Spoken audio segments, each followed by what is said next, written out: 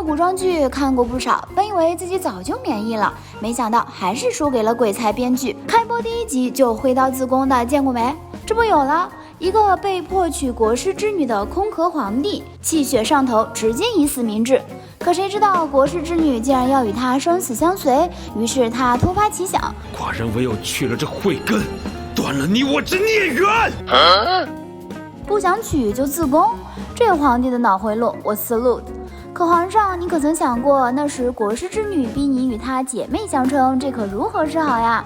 编剧的脑回路我实在不懂，但大受震撼。娜扎和许魏洲主演的《风起霓裳》也是经典中的经典，原著小说备受追捧，结果到了剧中，编剧就大刀阔斧的改编，用毕生之力将原著毁得面目全非。底蕴那么好的一本小说被拍得全员降智，剧情漏洞之多，让人难以忍受。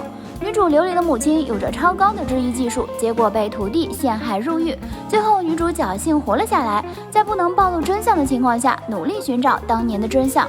结果这女主背负着血海深仇，却依旧傻白甜，就差没冲到街上喊出自己的身份，一会儿和亲爹相认，一会儿在老舅面前自爆，还在外人面前自爆，当着嬷嬷的面为阿爷祈福。菩萨在上，保佑重化坊的库迪眼。小朋友，你是否也很多问号？并当着所有的人做衣服，行径如此暴露，丝毫不怕引起坏人的注意。宫女一问荷包从哪儿来，随口就说从小顺子那儿拿的。这要不是主角光环，第一集就得领盒饭了吧？然而这还不是最离谱的，许魏洲饰演的裴行俭和太子李治骑马一起掉下悬崖，同样的危险处境下，两人的反应不能说一模一样，只能说完全不同。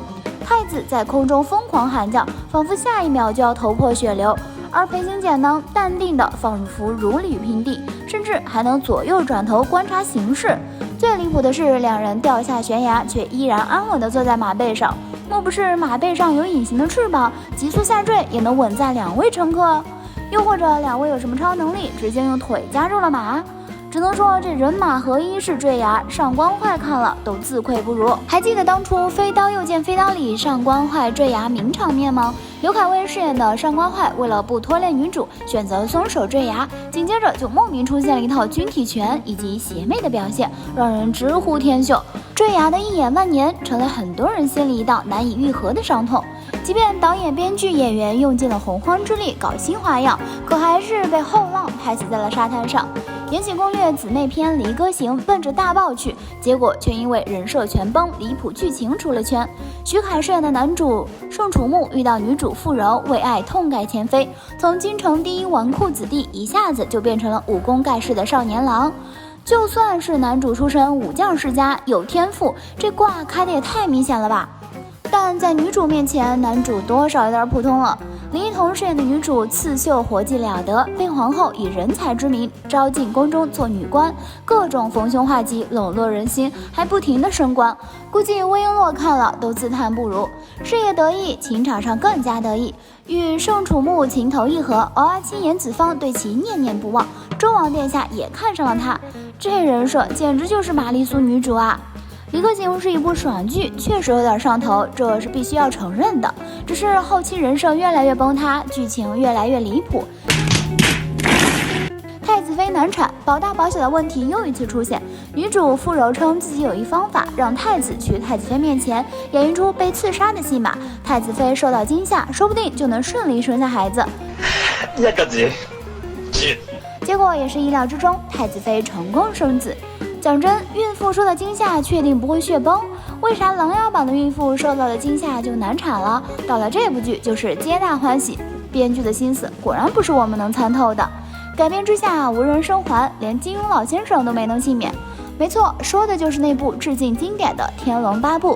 单就第一集的剧情就让人觉得十分离谱，不论该登场的还是不该登场的主要人物全都登场了，节奏太快，毫无悬念。乔峰和慕容复的打戏看的人都要睡着了。说是交手，全程两人手都没碰到，比拼的是意念吗？还有降龙18掌，竖2个大拇指是什么意思？见到神仙姐姐王语嫣时，段誉居然还尿裤子了，镜头还给了个特写，这是致敬经典还是毁经典呀？经受了无数惨痛的教训，编剧反而在离谱的道路上越走越远。大宋宫词开播3天就从豆瓣6.1掉到4.5。妙就妙在它不仅节奏拉垮，剧情还离谱。男女主一骑定情，路过的蚂蚁看了都要问一句：节奏快成这样，是有丧尸在追着导演跑吗？同样离谱的还有远在山西的男主却能被震到跌落悬崖，开封地震只塌皇宫，其他建筑纹丝不动。别问，问就是地壳间的梦幻联动。由于北宋的兄终弟及继承制，这位拥有继承权的秦王对皇位也是野心勃勃。野到什么程度呢？他和皇帝打猎，敢就这么拿着剑大咧咧地指着皇帝，还让皇帝看见了。别问，问就是嫌自己死得太慢。剧情来到皇帝派3位皇子治理水患，结果二皇子许王勾结贪官，逼死了治水好官，引起了民乱。然后骚操作出现了，为了平复百姓情绪，襄王想出了个好主意，负荆请罪。这一幕简直就是我的表情复制。更过分的还有二儿子许王和三儿子襄王陷入了谁逼死了王大人的谜团，于是皇帝来断案，干脆果断，头顶3尺，自有神灵。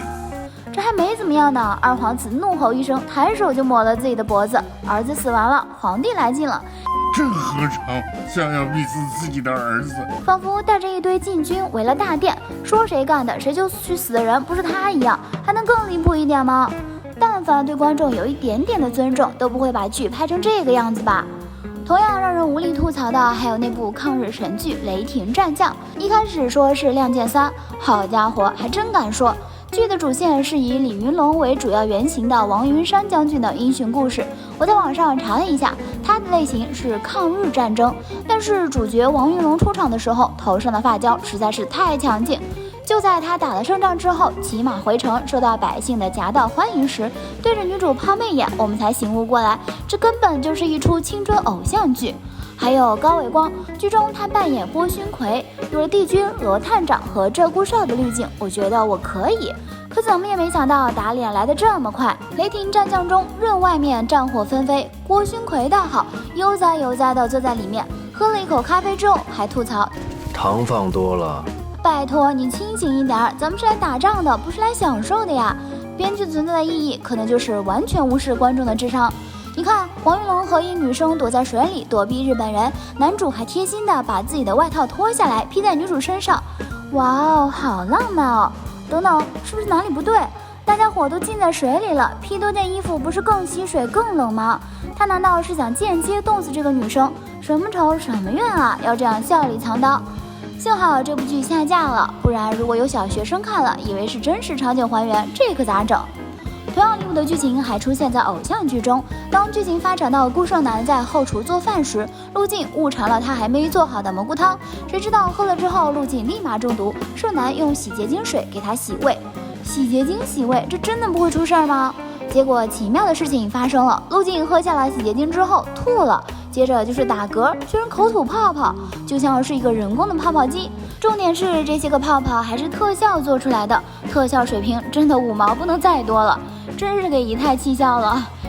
难道现在偶像剧都能这么拍的吗？这编剧脑洞未免也太大了。上次见识到这么离谱的剧情，还是某档年代感十足的剧。请问我要怎么做才能看不出来你是男扮女装？我以为这已经够智障了，看到这个才知道草率了。导演还非常配合的给了个360度无死角的镜头，甚至还有提神醒脑的 BGM。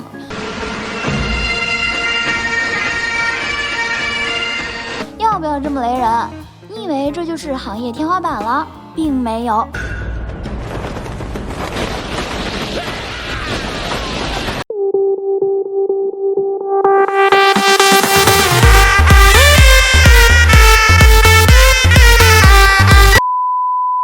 就很出乎意料，此时的我不知道该哭还是该笑。相比之下，国产剧穷人不变的人设，我没钱，但我住80平豪华 ins 风套间，似乎都没那么过分了。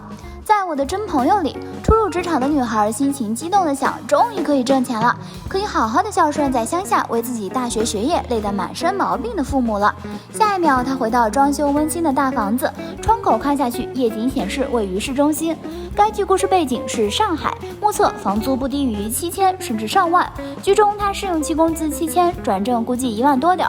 我不知道她交了房租之后还拿什么孝敬双亲，这还没算她吃喝拉撒呢。在梦回里，一个北漂的实习生前一秒都还在哭诉工作都快保不住了，要是失业连房租都交不起，我很穷。下一秒人家就躺在复式小洋楼，而且还钻进观景大浴缸里泡个澡。想想以前的影视作品，真的很讲究这些细节。赵本山在拍摄马大帅时，就曾在采访中被问到：“你为什么演穷人这么像？”赵本山的回答是：“我以前就是穷人。”所以他的穷人戏永远都入木三分。还有拍《永不瞑目》时，陆毅说：“那时候我还去戒毒所体验生活，那时候我真的以为毒瘾犯了就是这个样子。”现在的国产剧爆雷不断，说到底还是不够用心。你还想看哪些有趣合集？欢迎在评论区留言告诉姨太哦。好啦，今天的视频呢就分享到这里啦。如果喜欢四姨太的视频，就请多订阅和关注，四姨太每天都会更新精彩娱乐资讯哦。